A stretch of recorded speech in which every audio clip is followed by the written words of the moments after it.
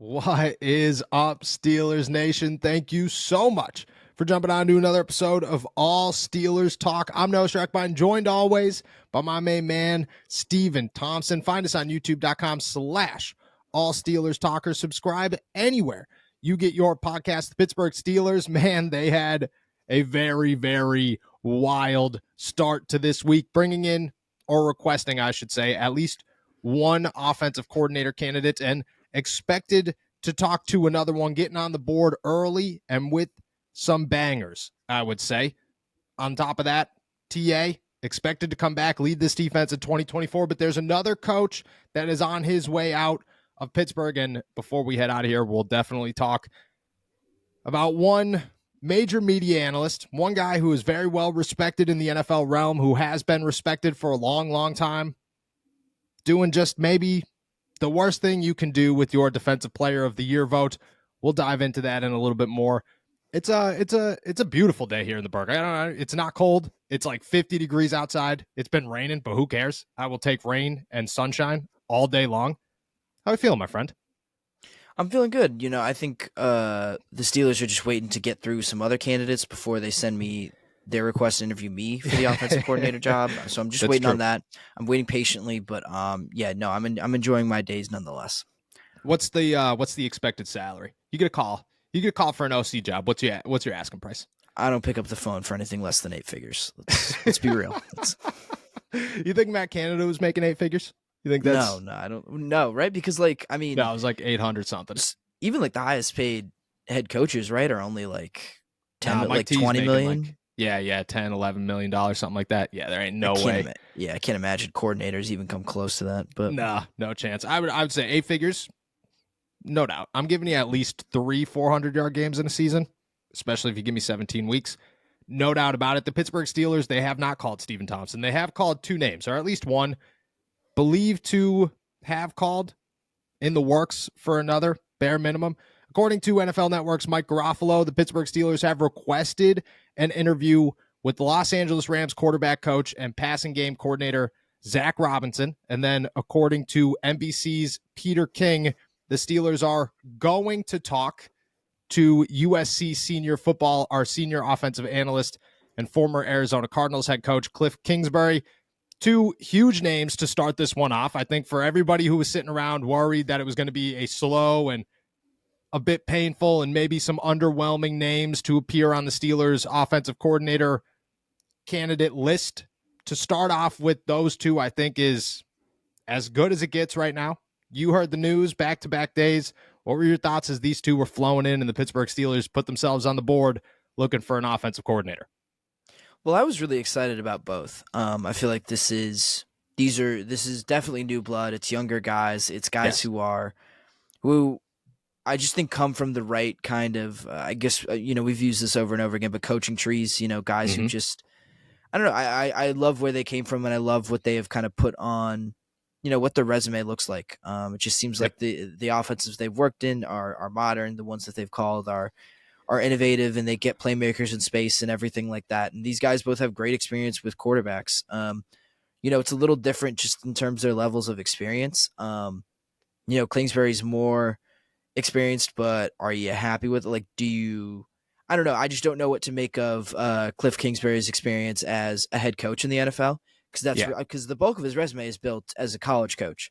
But he has, obviously NFL head coaching experience that is, I'd call it a mixed bag, I guess. I don't know. What do you make of Kingsbury's, time with the Cardinals? It didn't end the way that it wanted to end. It was a bit, I don't know, painful there at the end. It was unsuccessful.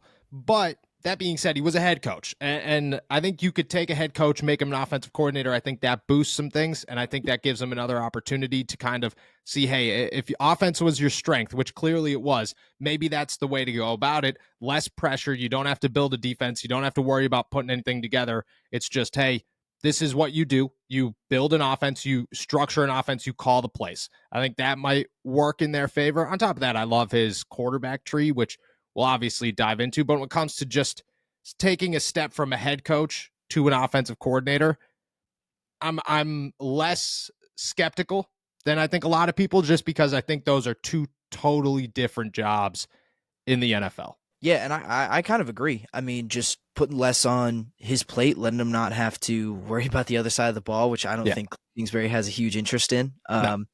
And let him worry about, kind of solely developing a quarterback. I feel like that is kind of obviously the biggest finding and developing a quarterback, I guess I should say, but that's the biggest challenge for whoever comes in to work this offensive coordinator job is working with the quarterbacks and everything like that. And just being a head coach in the NFL is so different, so wildly different from being an offensive coordinator in terms of what your responsibilities are and just kind of just how you engage with the team on an everyday basis. You have to think more big picture, where I feel like an offensive coordinator can get a little bit more granular, can be more in the weeds, work with the details and everything like that. And I think that would be a place for Kingsbury to really shine. And if you just put less on his plate, I feel like he will look a lot better as a coach in the NFL. And that's not like, none of this conversation is to discount Zach Robinson, because I think he's a really exciting candidate too. But just thinking about what Cliff did as an offense, as a head coach, I think I saw a bunch of people kind of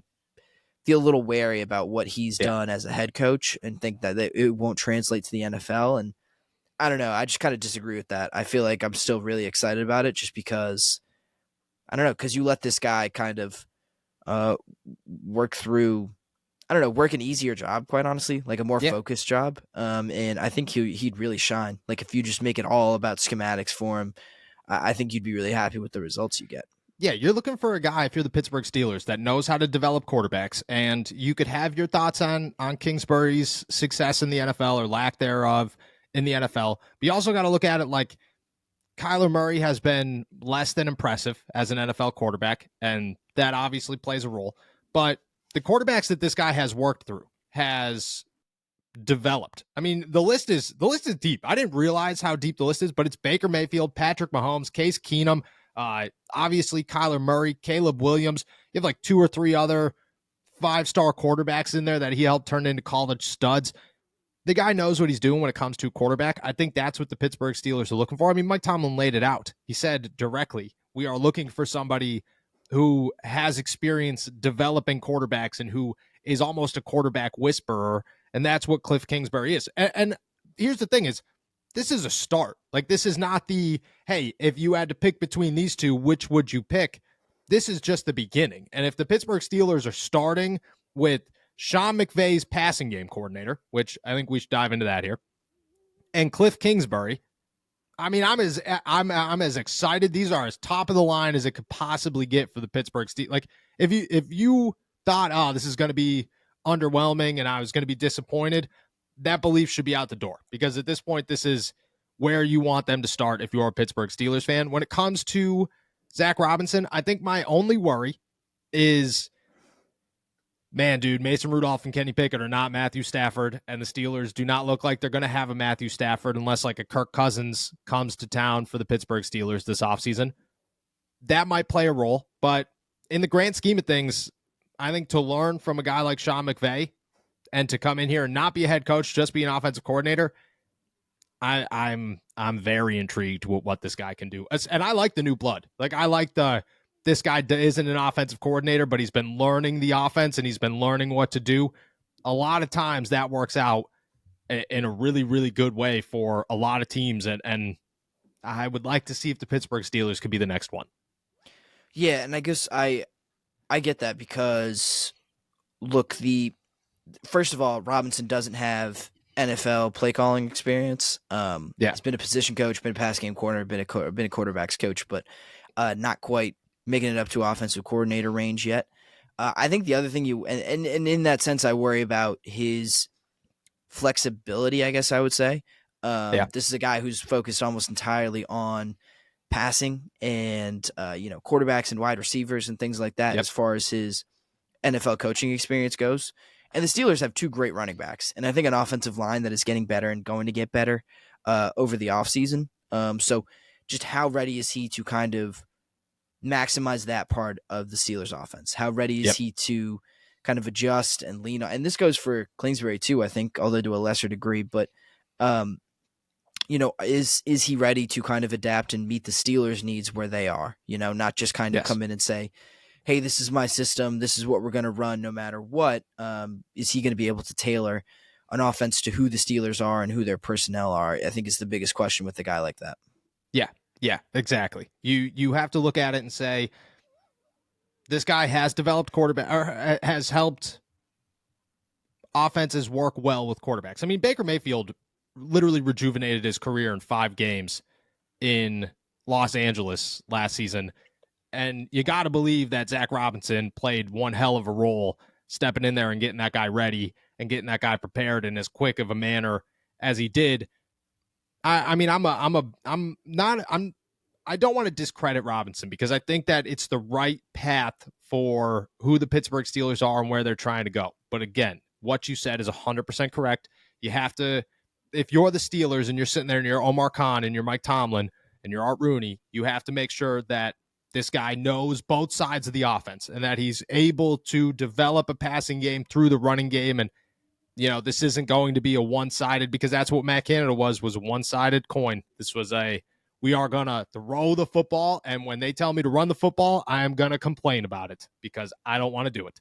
And that would be a worry for me, but I think that the Steelers are going to go that direction with a number of guys. I think all of the new, like, fresh, non-offensive coordinator experienced guys will all kind of come through passing game coordinators and quarterbacks coaches and that kind of thing. And quite frankly, most of the time they make one hell of an offensive coordinator. So I am optimistic in both of these. Either way, again, like we said, this is a start, and this is as good of a start as you could possibly get for the Pittsburgh Steelers. So we're not even going to dive into, what one would you pick? Because I wouldn't pick either of them. I'd want more people on the table, and I want this list to continue to develop and get a lot bigger as time goes on. But a great start for the Steelers, and one that I think people should be optimistic about. Even if you aren't a fan of Cliff Kingsbury and you aren't a fan of Zach Robinson, it's where you started. You know what I mean? Right. It's not like Eddie Faulkner and, Pep Hamilton stepping on the table. It's newer, fresher, more exciting names, and that's the opposite direction. I actually heard before we move on, I forgot to bring this up, and it just popped in my head. I thought it was a good one. Rich Eisen said the other day, I was watching the Rich Eisen show, and he said that Mike Tomlin should take some advice from George Costanza and do the opposite. Hire the opposite. And that is hire somebody who, hey, if Mike Tomlin's this guy, you want this guy. You want type B to your type A. George Costanza did it in Seinfeld, and it worked out very well. I think Mike Tomlin should do it. And I was like, man. And then 20 minutes later, Zach Robinson popped up there, and I was like, beautiful. Look at this. Look at Mike listening to Rich. Shout out George Costanza, too. I actually watched that episode in honor of Zach Robinson's interview. 100%. Yes, always shout out George Costanza. I think we should all try to model our lives after Seinfeld, so I'm all in on that. All in on that one. Guys, we have gear, new merchandise from AST to Muth, Bleed Black and Gold, Kenny to George, and plenty of others now at our new website, blackandgoldapparel.com. And the coolest part, 50% of all profits at our store go to UPMC Children's Hospital here in Pittsburgh to make sure that we are giving back. We can't thank you guys enough, and we want to show you guys how thankful and how grateful we are for everything by making sure that we do our part to make the community here in Pittsburgh better. Go check out everything. We tried to make everything new and improved, from our designs to our quality of sweatshirts and t-shirts and everything else. Let us know and check everything out at blackandgoldapparel.com. And as always, thank you guys for everything. All right, moving on. The Pittsburgh Steelers are expected to keep and extend defensive coordinator Terrell Austin, according to Pittsburgh Post-Gazette's Jerry Dulac. At the same time, they are not expected to keep quarterbacks coach and interim head or offensive coordinator Mike Sullivan. According to Dulac, the potential awkwardness of the situation when you bring in a new offensive coordinator is the reason Sullivan will not be retained. He actually has an interview set up with the Las Vegas Raiders, so shout out Mike Sullivan. Love that guy. He was a pleasure to work with, and if he does not come back, wish him all the best. He was he was a blast, and he was a good dude, and he always gave you a smile and acknowledged you, and I respected a lot of what he did, and so did the players there. Let's start with TA, coming back for another year, possibly more if he's extended through his contract. Are you a fan of the Pittsburgh Steelers bringing back TA with an opportunity to move on? If the contract is expired, that means that you don't really have to worry about firing anybody. It's more so we're looking in a different direction. Are you comfortable with sticking with TA moving forward? Yeah, absolutely, I am. I mean, look, this is a defense that still managed to put I think ranked sixth in the league in points allowed. Yes, sixth in Yeah. the league in points allowed. There's 21st in yards, but sixth in the league in points allowed kind of speaks for itself, right? Yeah. And that is with like probably the worst injury luck that you could possibly imagine. I mean, you had no inside linebackers. By the end of the year, you had no safeties. Yep. You dealt with half a season of Cam Hayward. TJ Watt was banged up all year. Minka Fitzpatrick out 7 games, I believe. Right. And so I don't really put, the times that the Steelers did struggle, I didn't really put much of that on the coaching. I thought they were just kind of a decimated unit, decimated by injuries. So I think it's kind of a no-brainer, quite honestly. I don't think TA is a bad coach or a bad coordinator. And I mean, even understanding that this is Mike Tomlin's defense, and I don't think TA was completely useless. I don't think he was, just kind of standing there watching Mike Tomlin call the defense. I think he had a role to play in that, and I think he's a good coach. And I think the results kind of speak for itself. And I can't think of a reason why you'd want to move on from TA at this point. And so I'm glad they like, again, another guy who I thought was really good to work with. I think is a guy who's like gives you great answers and can be friendly and nice to talk to. So I'm glad TA's staying around from a professional perspective, and I think it's a good move for the Steelers. Yeah, I agree. I think that it's hard to judge defense when you're dealing with the injuries that the Steelers are dealing with. And yeah, they gave up a lot of yards, but my outlook is always the same. Until the offense is good, you have no idea how good the defense could be. You have no idea. These guys are older. They are exhausted by the end of the season. You're dealing with injuries.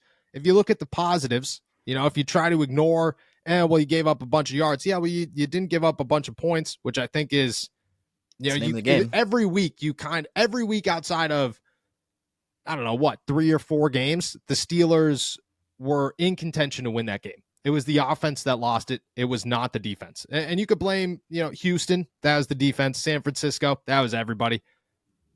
But I don't think there's another game, and there probably is. I'm probably missing somewhere. But every week, this was not the defense lost to the Steelers this game. It was the defense did a lot, and the Steelers offense did absolutely nothing. You look at the positives. He developed Joey Porter Jr. into an absolute stud in one season, which, say what you want. It takes coaching to get a rookie to be that good. Keanu Benton, the same deal. You brought Eric Rowan off the couch and turned him into a dude who was very valuable for this defense time and time again. You developed, helped develop, Keanu Benton's on that list as well, but Nick Herbig made a splash. You were able to get a lot out of your stars even when they were there. I mean, there was never, outside of the injuries, there weren't really many negatives that you're sitting around going, but this guy didn't play. Like, but Levi Wallace didn't really play that well. Okay, that's the example. Like, that's the strongest argument you have right now. I think that's where it lies. Like, it's either an injured position that you're going to come up with and say, they didn't play well, or it's going to be a guy that you didn't really have high expectations for going into the season anyways. And sorry, but TA doesn't sit around and go, hey, man, we should probably sign another corner because Levi is not, he has no say in any of that. He doesn't make any of those. He doesn't even know if the practice squad guys are getting called up until they get called up. He doesn't have any say in any of that. His job is to get the defense ready. And I think overall, I think he did that. And there was a lot of positives to take away. So I'm all for that. On the other side of the ball, you got Mike Sullivan leaving, not expected to come back. I mean, you could say he did a lot of good for Mason Rudolph. And I think he did a decent job as interim head coach and play caller. I think overall, I'm not totally upset from a coaching standpoint here, just because Kenny Pickett didn't really develop in 2 years. And I think this is an opportunity to kind of go out and get an offensive or a quarterback's coach that kind of fits like a Zach Robinson type.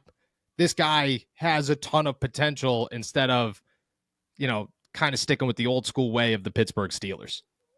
Yeah, I don't think anyone's going to be necessarily devastated by Mike Sullivan moving on. I don't think that necessarily says that he's a bad coach either. No, definitely not. Right. Like, I think he's like, this is a guy who's getting interviewed for other jobs. So, I think Yep. it might just work out well for everyone. The Steelers can get a fresh start. They can get a new set of eyes on these quarterbacks, and hopefully someone with a little bit more recent experience growing quarterbacks kind of in this era of the NFL. And, Mike Sullivan can get a new opportunity somewhere else. Yep. So I think this kind of works out for everyone. I think in the NFL, it's not always an indictment on the coach himself if a team wants to move on from him. Sometimes you just need like a fresh face. Sometimes you just need a new set of eyes, new blood, whatever. And I think that's the case here. I don't really buy much of the, it would be awkward if, the play caller from last year was here with a new OC. Like, I don't know how much I buy into that. I don't think Mike Sullivan's that type of guy. And I also don't think, I don't know. I think if you're the offensive, like Mike Sullivan's not going to be up in the booth with you saying, "Hey, here are the plays I would call." I would have done this differently. Like, I think you should. Hey, third. I think you should run the football. I think you should. Like, no, he's not even. Yeah. He's not even. And knowing who Mike Sullivan is, I mean, we know who Mike Sullivan is. We've talked to Mike Sullivan plenty of times. That just doesn't strike me as the guy who's like, I'm going to make sure that my 2 cents are in there at all times. Just kind of strikes me as I'm going to follow suit. I'm going to do my job. I'm going to stay back. But I agree. I think Sullivan will find another job in the NFL. I don't think it has anything to do with him being a bad coach. It's just strictly the Pittsburgh Steelers are looking to get new faces in there, take a step forward. And to do that, you got to change some things. And I think the quarterback's coach is a big one. And I think that's another position that they should be kind of shooting for the stars at. They should go and get somebody that they think could be the next great quarterback coach and see what he could do. Whether you're going to bring in another quarterback, whether you're going to try to develop Kenny Pickett, whether it's going to be Mason Rudolph, like you should have somebody there that's going to coach these guys that you think gives them the best opportunity possible to develop into something. And I think it goes with the offensive coordinator. Like, that's what you should be looking for if you're the Pittsburgh Steelers. Yeah, absolutely. Like, it's all about trying to raise the ceiling, not keep the floor high. I think that's kind of what moving on from Mike Sullivan, I think, really indicates. Yeah, 100%. All right, last thing I want to talk about here. Man, this one, I've been talking about it for 2 days. I'm kind of tired of talking about it, but it needs to be talked about. TJ Watt has lost at least one Defensive Player of the Year vote. This one coming from NBC Sports' Peter King, who voted for Myles Garrett. And look, I got nothing against Myles Garrett. I think if you vote for Myles Garrett for the right reasons, totally fine, totally valid. Peter King's is not totally valid, not all right in my book, just is what it is. So he decided to vote for Myles Garrett, and this was his explanation. Quote, I picked Garrett in order. My top 5 were Garrett, Micah Parsons, TJ Watt, Max Crosby, and Khalil Mack. Garrett was high in both PFF grade and next-gen pass rush metrics, and his team was the number 1 defense in football. He continued to say Watt has 4.5 more sacks than Crosby and 5 more than Garrett and Parsons. That matters, getting home more than anything else. It matters a lot. Per next-gen stats, though, Watt had a pressure rate of 13.7% per rush. Good, but down the list from the best edge rushers. Watt would have won it in bygone years because of his sack numbers, and his terrific overall play could win it this year when the awards are announced in Las Vegas. Okay, so you're judging off of PFF grades. You're judging off of next-gen stats. Everybody has their own opinion on both. I think PFF is nonsense and remains nonsense, and I think it could be used in a lot of good ways. I think their grades are absolute BS, and I think a lot of players are coming into the notion, and a lot of coaches are starting to realize that their grades are a bunch of BS. They're just random people who are coming up with random grades at random times. I mean, they put out halftime grades. How do you put out halftime grades on players? You didn't sit there and watch the tape again. You just put them out. Like, you just watched the first half of the game and went, yeah, I think Myles Garrett got a 98 on that one. Pretty positive Myles Garrett got a 98 on that one. So let's just read some numbers here. Let's just go through it. TJ Watt's stats this season. 19 sacks, 19 tackles for loss, 36 quarterback hits, 3 fumble recoveries, 4 forced fumbles, 8 pass deflections, 1 interception, and 1 game-winning touchdown over the Cleveland Browns.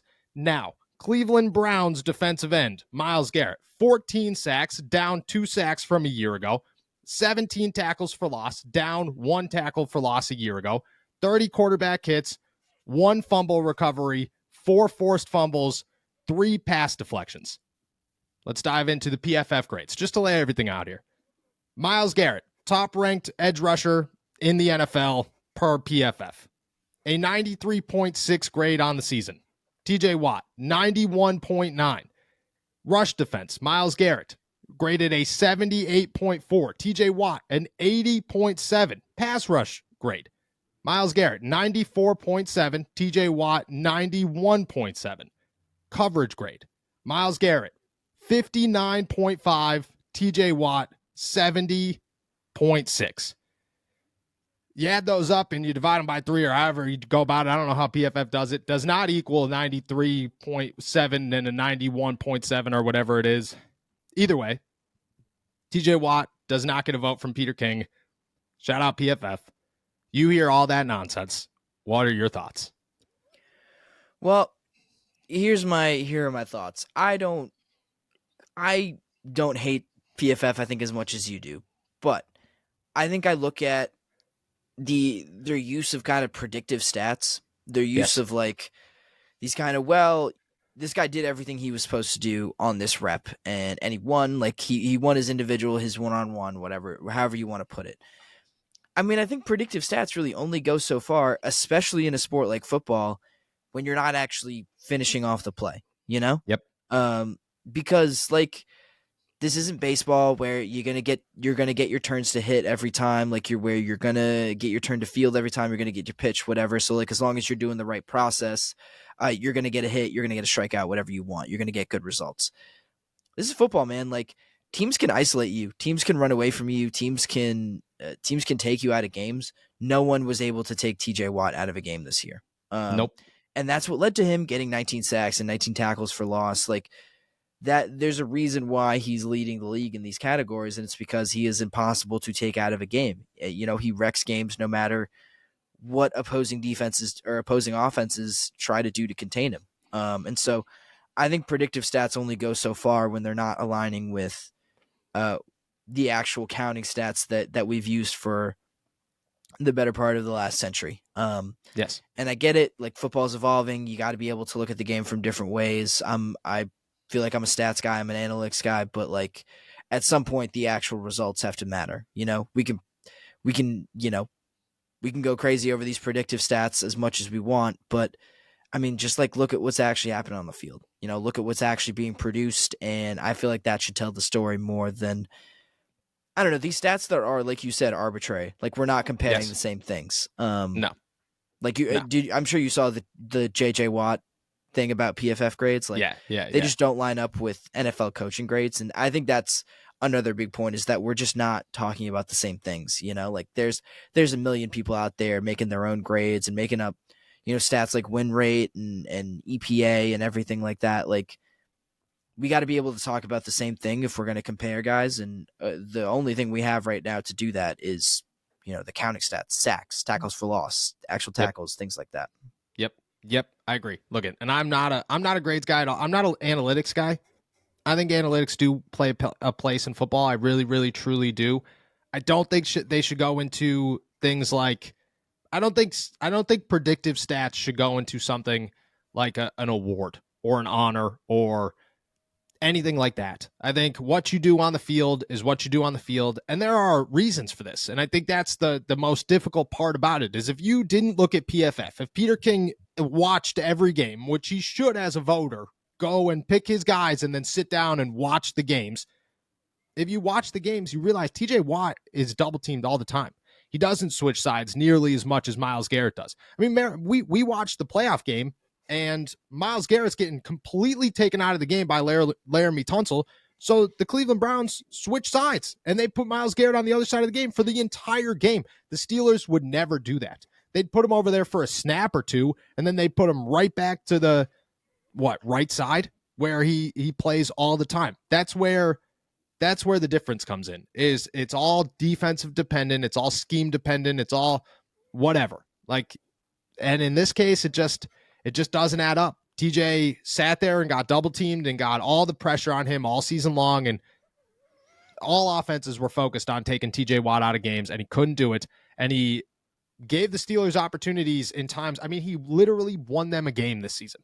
He won them a game. They don't win that game, they don't make the playoffs. Like, I'm sorry. That's the most valuable defensive player on the field. And I think I think there's a billion arguments to make that TJ Watt is the defensive player of the year. But just to stick to the PFF thing, I think it goes so much deeper than that. And it removes things like TJ Watt won a game for the Pittsburgh Steelers this season, or had 2 sacks against the Ravens in week 17 or week 18 when they desperately needed to win that game to make the playoffs. It removes that stuff. And you don't get that unless you watch the game. And you don't get that if you look at PFF grades. And that's where my issue is. Yeah. And it feels like we're trying to shoehorn Myles Garrett into this conversation with, stats that, like I said, there's no consistency to this. No, they're not, I don't want to say they're made up, but they're there's just no, it's different formulas for different people. And you can't compare 2 players, or you can't compare a group of players if we're not all talking about the same things. So, I mean, we got to have. And also, where does this come in? Where does this come in? Because TJ Watt played nearly 100 more snaps than Myles Garrett. Does that count for anything? Do you take that into consideration when you're thinking about these things?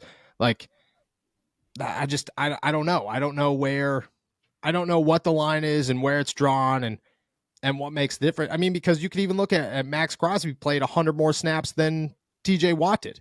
Myles Garrett played the least amount of anybody in the top 7. I just don't know.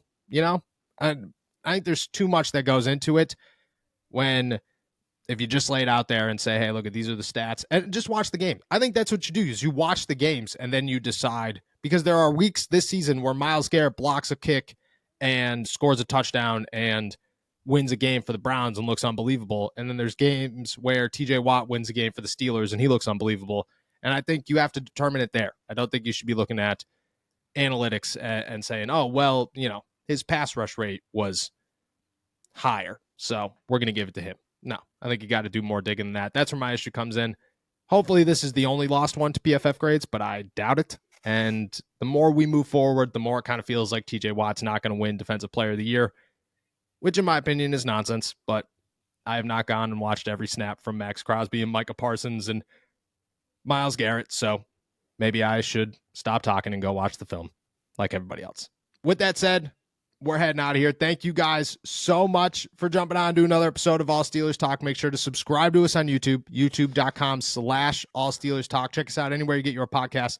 And as always, find all of our work at allsteelers.com and our pit coverage at InsideThePanthers.com. We will be back on Friday. Enjoy the beautiful weather while it lasts. Peace.